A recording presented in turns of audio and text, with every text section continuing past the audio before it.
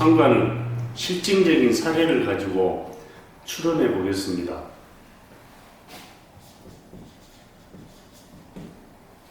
사주예석의 꽃을 육친론이라 하죠. 육친은 고유한 성질과 특성을 가지고 있습니다. 그래서 사주팔자 안에서 자기만의 영역을 구축하려고 하죠. 그렇기 때문에 사주 해석을 잘 하려면 다른 육친과의 무한한 상호 연관성을 알아야 됩니다. 왜 그러냐면 이 과정 속에 복잡 미묘한 변화를 겪기 때문에 그럽니다.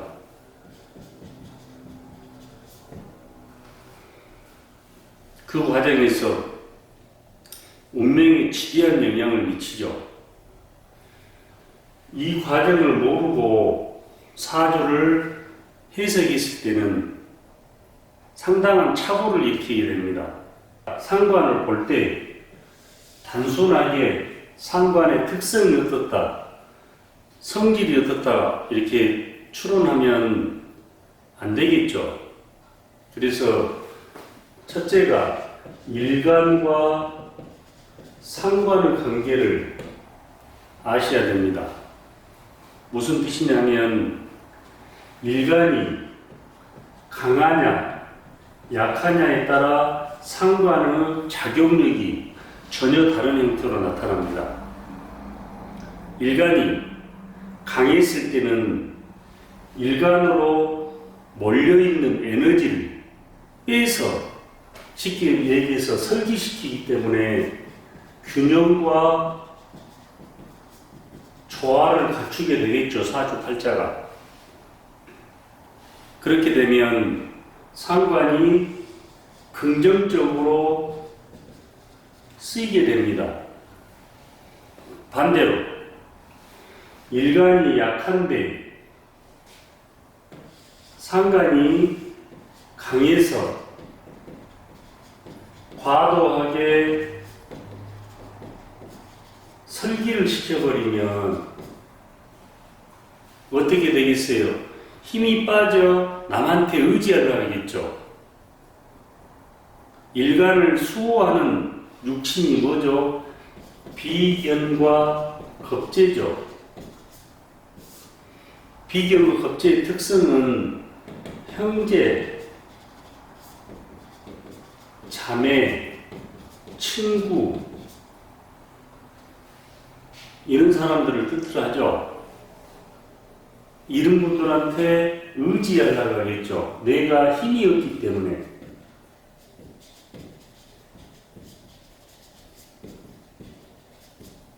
우리가 쉽게 얘기해서 주위 사람들을 살펴볼 때 성품이 강한 사람이 있고 약한 사람이 있죠. 대체적으로 약한 사람은 남한테 의지하려고 하죠. 왜 그러냐면 비견과 겁재는 어떤 역할을 합니까? 나의 주체성이 이거죠. 자존심도 되고요. 독립심, 자립심도 되고 강한 승부근성이나 추진력을 가지고 있는 사람들이 강한 사람들이죠. 그런데 약하게 될 때는 내가 힘이 없기 때문에 형제나 자매나 친구에게 의지하려고 하는 의타심이 생기게 됩니다. 그래서 상관을 볼 때는 단순하게 상관의 특성만 보면 안 되고요. 일간이 강하냐 약하냐에 따라 상관의 쓰임새가 전혀 다른 형태로 나타난다는 것을 아셔야 됩니다. 상관과 일간이 조화를 갖추고 있으면 이 사람이 어떻게 되겠어요? 주도적으로 자기 삶을 살아가겠죠. 자신의 운명의 운전대를 잡고 누구한테 구애받지 않고 자신의 삶을 산락하죠. 뚜렷한 삶의 방향이 정해지겠죠. 그래서 새로운 영역에서 경쟁자들을 물리치고 우뚝 서게 될 수 있는 능력을 갖추게 되겠죠. 사주풀이를 잘 하려면 신강한 사주냐 신약한 사주냐를 구분할 줄 알아야 되겠죠. 그래야 상관의 특성을 제대로 판단할 수 있습니다. 그렇기 때문에 첫째가 일간과 상관 간의 관계를 보고 일간이 강했을 때 상관의 역할, 약했을 때 상관의 역할이 어떻게 드러난지를 구분할 수 있어야 되겠죠. 상관과 재성 관계입니다. 상관은 뭐죠? 표현력, 어떤 분야에 연구하고 기획하고 예체능 분야에 타고난 재능을 가지고 있죠. 다양한 아이디어도 있고요. 혁신적인 새로운 제품을 만들 수 있는 능력을 갖추고 있는 게 상관이라고 볼 수 있죠. 그런데 상관은 있고 재성이 없다면 어떻게 되겠어요? 재성의 뿌리가 상관이죠. 재성을 생해주는 게 상관이죠. 그래서 상관을 재성의 텃밭이라고 하죠. 그렇다면 재성이 없다면 재성은 돈이죠.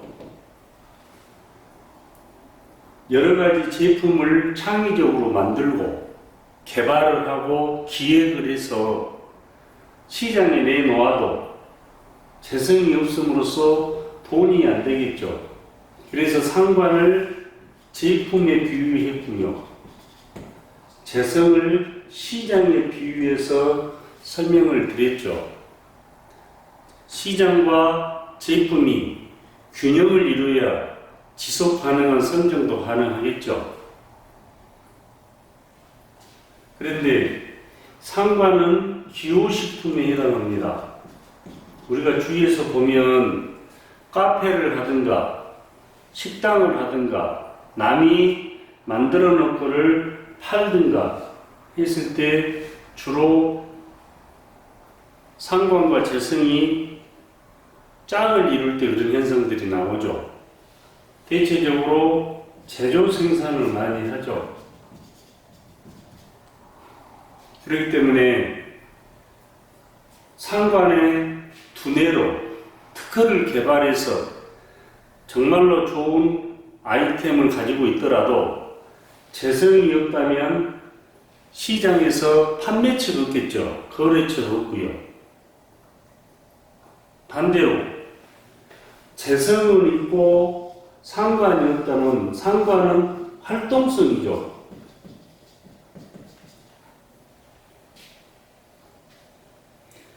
열심히 노력을 안 하겠죠. 또 재성은 있는데 다시 말해서 시장은 있는데 상관에 대한 제품이 없으면 어떻게 되겠어요? 팔 물건이 없다는 말이 되겠죠. 그렇기 때문에 상관과 재성이 어떻게 짝을 이루는지를 보셔야 됩니다. 한 단계 더 깊이 들어가면 사주팔자는 이렇게 되어 있죠. 만약에 월지에 재성이 있는데 상관이 멀리 떨어져 있다든가 이렇게 돼버리면 안 되겠죠. 크게 사업가로서 성공하려면 일간을 중심으로 재성과 상관이 가깝게 있으면 좋겠죠. 이렇게. 다만 재성과 상관을 일간이 장악할 수 있는 능력이 선행돼야 되겠죠. 능력이 없으면 재성이나 상관이 내게 안 됩니다. 남을 존중시켜버리기 때문에 반드시 장악 능력이 있는 상태에서 재성과 상관이 붙어 있는 게 좋죠. 오밀조밀하게 가깝게 있는 게, 멀리 떨어져 있으면 마음만 있지 실질적으로는 어려움이 따릅니다. 그것도 분석해야 됩니다. 그래서 상관과 재성이 어떻게 짜임새 있게 갖춰져 있느냐에 따라 돈을 많이 벌 수 있느냐 못 버느냐, 사업하는 사람은 지속 가능한 성장을 할 수 있느냐 없느냐가 판가름 나겠죠. 그래서 소비자들한테 만족시킬 수 있는, 편익을 제공할 수 있는 제품을 만들 수 있는 능력을 갖추고 있는 게 상관이다, 이렇게 생각을 하셔야 됩니다. 상관과 정관의 관계죠. 상관이 악역 중에 악역을 한다는 게 정관을 극하는 관계가 되기 때문입니다. 정관은 뭐예요? 규칙이죠.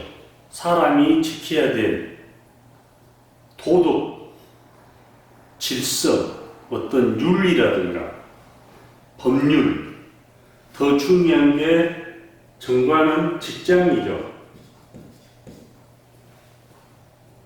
상관이 정관을 극으로 때리든가 억제해버리면 직장 다니는데 어려움이 있죠. 이게 밥줄이죠. 그래서 상관이 태과한 사람들, 강한 사람들이 주로 어떤 일들이 일어나냐면 이직이 잦고요. 직장생활 하는데 어려움이 따르죠.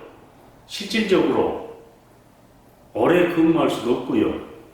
승진도 안 되고, 또 사주 구조가 짜임새를 잃어버렸다면 관제구설, 소송, 송사에 행할 수도 있고요. 건강도 잃을 수 있고요. 그렇기 때문에 상관이 만냐, 정냐, 정관이 만냐, 정냐의 차이로 인해서 많은 변화를 일으킵니다. 특히 여명에서는 정관이 남편이죠. 남명에서는 정관이 자식이죠. 상관이 많을 때 여명에서는 남편 덕이 자연스럽게 얻게 되겠죠. 부부관계를 이루고 살더라도 무늬만 부부처럼 사는 사람들이 대부분입니다. 이혼의 빈도수도 굉장히 높고요. 남명에서는 자식이죠. 자식을 그대로 때리고 방해를 하기 때문에 자식과의 관계가 원만하지가 않죠. 상관과 정관의 관계를 분류할 수 있어야 됩니다. 그런데 반대로 정관은 많고 상관이 적절히 조절해 줄 때 오히려 좋아지겠죠. 만한 기운을 상관이 극으로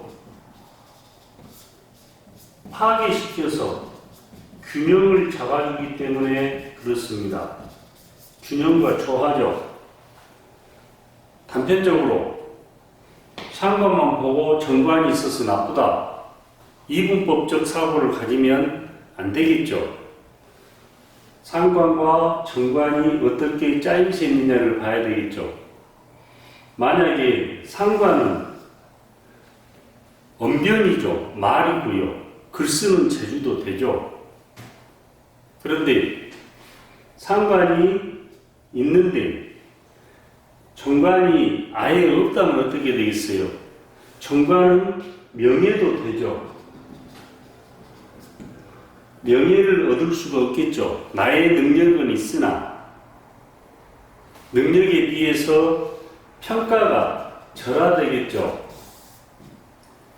그렇기 때문에 여러분들이 꼭 아셔야 될 게 상관과 다른 육친과의 상호관계, 상관성이 있다는 것을 유념하셔야 됩니다. 21세기에 가장 유용하게 쓸 육친 중에 하나가 상관입니다. 왜 그러냐면 미래는 창의력, 창조력이 요구되는 시대죠. 또 통섭과 융합의 시대죠. 사주 구조가 짜임새만 갖추어 있다면 상관이 정말로 인생을 살아가는데 강한 무기가 될 수 있다는 것을 아셔야 됩니다. 그래서 상관과 정관의 관계, 상관과 정관이 균형과 조화를 갖추고 있을 때는 상관이 유용하게 쓸 수 있는 육친이라는 것을 아셔야 됩니다. 남편한테 사랑을 많이 받는 사람들이 있죠. 하나같이 균형을 이룬 사주들이 그렇습니다. 상관과 정인과의 관계를 아셔야 됩니다. 우리가 주위에서 보면 말 잘하고 그런 사람이 있고 논리적으로 대화를 하는 사람이 있고요. 또 논리적으로 설명한 사람이 있는 반면에 수다스럽고 무슨 말이 무슨 말인지를 알 수가 없게 하는 사람도 있고요. 천박한 언어를 쓴 사람이 있고 욕짓거리를 하는 사람이 있고요. 특히 부부간에도 가슴에 상처를 주는 말을 서슴없이 하는 사람들이 있습니다. 그거는 정의는 제어가 안 됐을 때, 상관이 부정적으로 쓰일 때 말을 함부로 합니다. 길길이 날뛰기도 하고요. 쉽게 하면 무식의 대명사를 일으키는 사람들이 상관이 정인의 제어를 받지 못했을 때 그럽니다. 정인은 학문성이죠. 인성, 도덕성, 자비심, 그러죠. 포용력도 되고요. 우리가 멋쟁이들 있죠.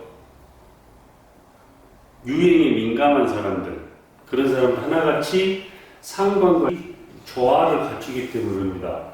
그래서 지식과 표현력이 구색을 갖췄을 때 직업군으로 주로 말로 먹고 사는 사람, 변호사, 연설을 잘해야 되겠죠. 정치인들이 연설이 필수죠. 교육자, 연구하는 사람, 언론방송 계통에 있는 사람들은 하나같이 상관과 정인이 잘 짜여져 있습니다.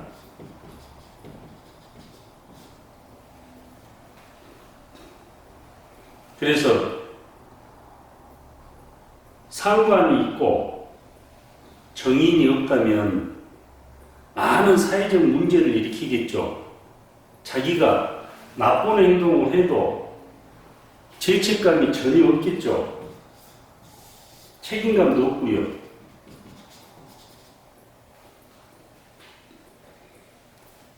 예를 들어서 상관과 정인이 있는데 관성이 약하다면 어떻게 되겠어요? 공부도 됐고 학문적 기초체력도 되고 활동적이고 자신의 표현도 잘하고 두뇌 회전도 빠른데 관성이 없기 때문에 명예를 얻기가 어렵겠죠. 자기 자리가 약하기 때문에. 상관과 정인이 발달된 사람들이 학계에 있다면 관성이 없음으로써 교장이나 교감하기도 어렵겠죠.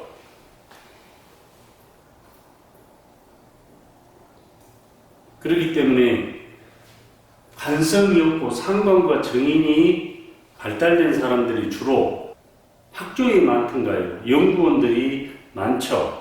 재성이 없다면 노래방만큼 성과가 없겠죠. 부자 되는데 어려움이 오겠죠.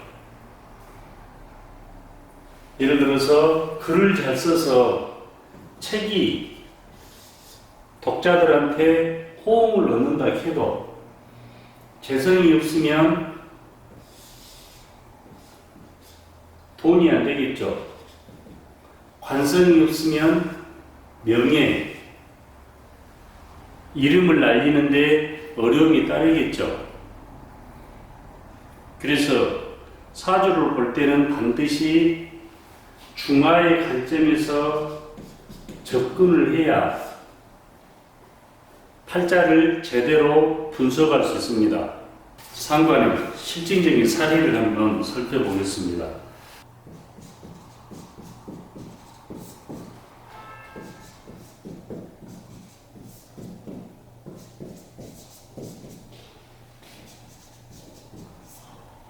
정화일간이 술토를 보면 생해주는 구조죠. 그런데 음이고 양이죠. 상관이죠. 천간에 있는 우토도 일간이 생환을 하는데 음양이 다르죠.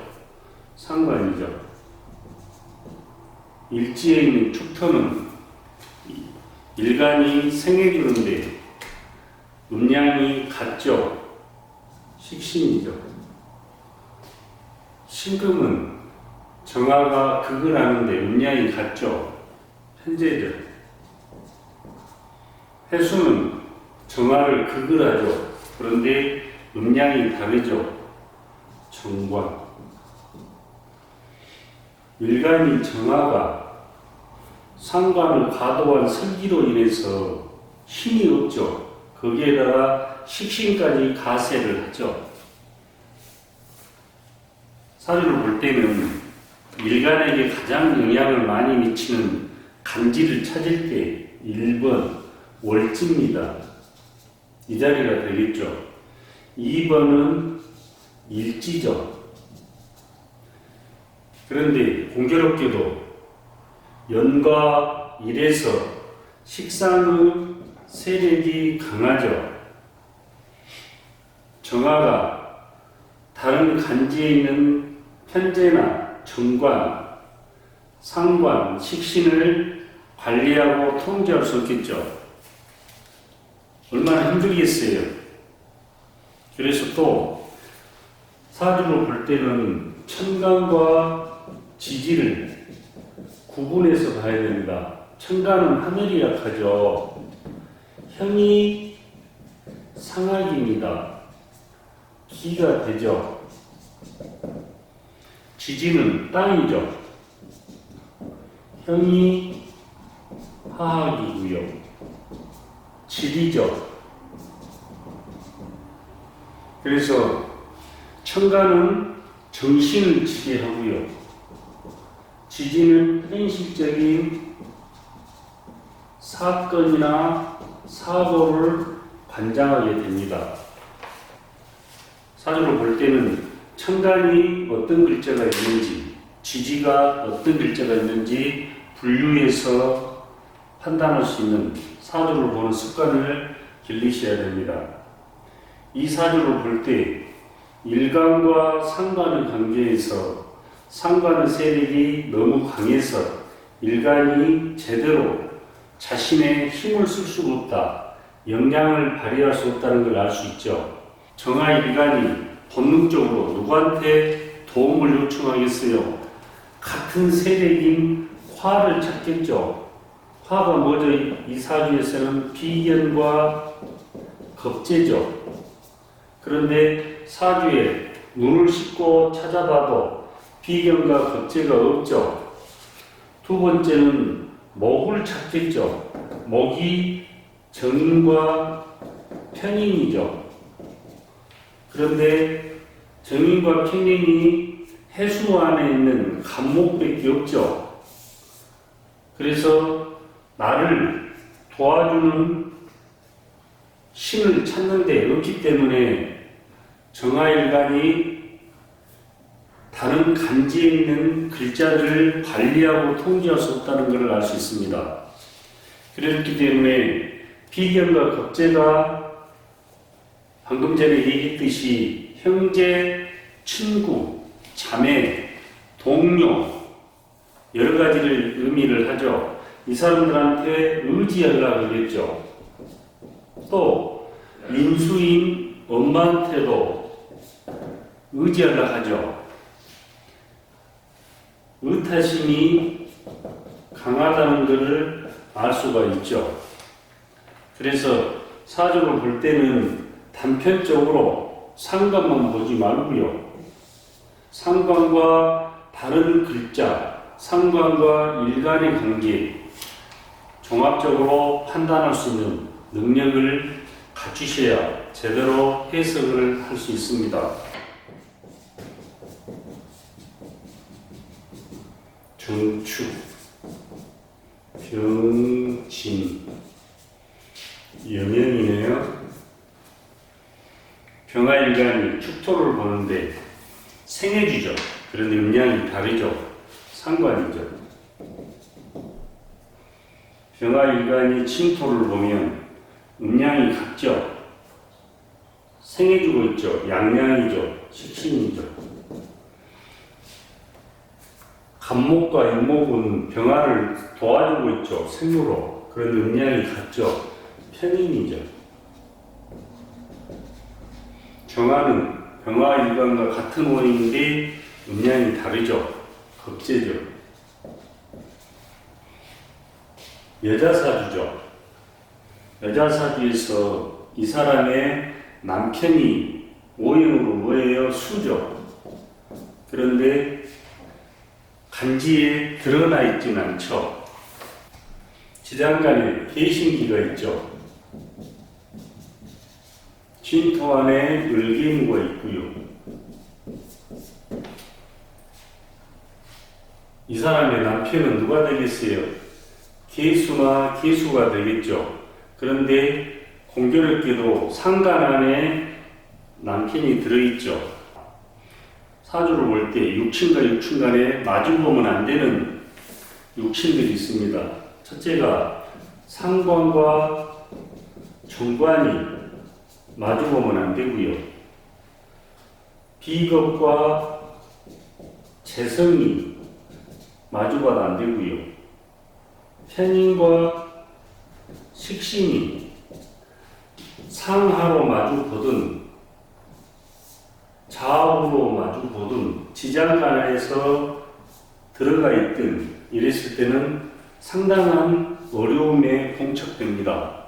그렇기 때문에 사주를 볼 때는 상관과 정관, 비겁과 재성, 편인과 식신이 어떤 구조를 이루느냐에 따라 전혀 다른 형태로 팔자 해석이 되기 때문에 잘 보셔야 됩니다. 이 사주는 상관 안에 정관이 들어가 있죠. 지장간에. 지장간은 하늘의 기운이 땅 속에 안장됐다 하죠. 또 식신 안에 개수가 들어있고요. 보는 순간 남편 덕이 현저히 약하다는 것을 알 수가 있죠. 무오, 임술, 정사, 남명이네요. 정화일간이 술토를 보고 있죠. 생해주죠. 음양이 다르죠. 상관이죠. 임수는 정화를 극을하죠. 그런데 음양이 다르죠. 정관. 모토는 정화와 관계에서 정화가 모토를 생해주죠. 그런데 음양이 다르죠. 상관이죠. 오화는 정화와 같은 오행이죠. 음양도 같죠. 비견. 사화는 정화와 같은 오행인데 음양이 다르죠. 겁재죠. 이 사람은 상관 위에 정관이 앉아 있죠. 그런데 옆에서 상관이 또 정관을 두드러 패고 있죠. 극으로 파괴시키고 있죠. 보는 순간 직장 생활은 오래 할 수 없다. 설령 직장 생활을 하더라도 승진이나 진급이 제대로 되지도 않는다는 것을 알 수 있죠. 이 사람은 상관이 정관을 마주보고 있고 옆에서 자극시키고 있죠. 상관을 때리고 있는 구조이기 때문에 직장과 인연이 약하다는 것을 알 수가 있죠. 이민, 경술, 갑오,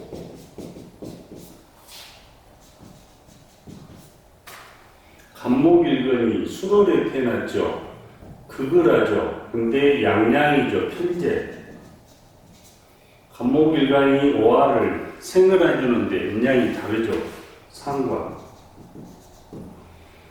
임목은 같은 오행이죠. 일간과 비견. 임수는 간목을 생해주고 도와주고 있죠. 근데 음양이 같죠. 양양, 편인. 간목이 경금을 보고 있는데 어떻게 보고 있어요?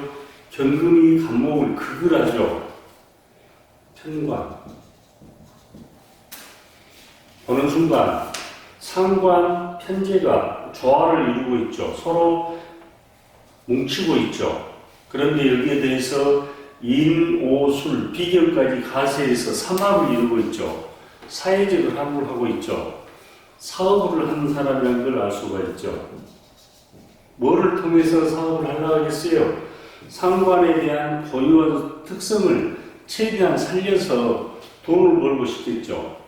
여기에 대해서 비견이 가세를 하기 때문에 친구나 동료, 형제, 부부간에도 동업 형태의 사업을 하려고 할 수 있겠죠. 이 사례는 상관과 재성과의 관계를 살펴보는 사례입니다.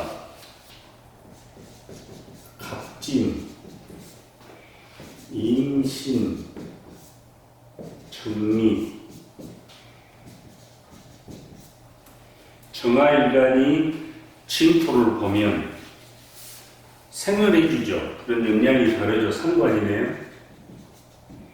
간목은 정화일간을 도와주죠. 생으로. 그런 영향이 다르기 때문에 정인. 임수는 정화일간을 극을 하죠. 그런 영향이 다르죠. 정관. 정화일간이 신금을 보면 극을 하는데 영향이 다르죠. 음이고 양이죠. 정제. 미토는 생을 해주죠. 정화가. 그런데 음이죠. 식신. 정인이 상관을 제어를 해주고 있죠. 또 정제가 상관의 기운을 흡수해서 정관한테 전달하고 있죠. 정관은 정인한테 세력을 키워주고 있고요. 그렇기 때문에 말을 하더라도 굉장히 논리적으로 하고요. 반듯한 사람이라는 것을 추론할 수가 있죠. 이 사람이 실질적으로 교육 사업을 하고 있습니다.